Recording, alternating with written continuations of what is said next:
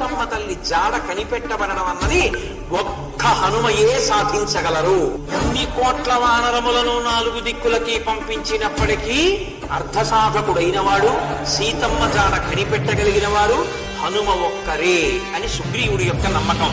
కాబట్టి హనుమ నీ వలనే ఈ కార్యము సాధింపబడాలి. అప్పుడు సుగ్రీవుడికి హనుమ మీద ఉన్న నమ్మకం ఎంతో రామచంద్రమూర్తి తన వేలిని తన ఉంగరం మీద శ్రీరామ అని వ్రాయబడి ఉన్నటువంటి ఉంగరాన్ని తీసి హనుమకి ఇచ్చారు. హనుమ, మిగిలిన వాళ్ళు ఎవరైనా వెళితే సీతమ్మ అనుమానించి మాట్లాడదు. ఓ వీరుడా, సీతమ్మ అరమరిక లేకుండా నీతో మాట్లాడుతుంది. కాబట్టి ఈ ఉంగరాన్ని గ్రహించు అని స్వామి తన చేతి ఉంగరాన్ని తీసి స్వామి హనుమ చేతిలో ఉంచారు.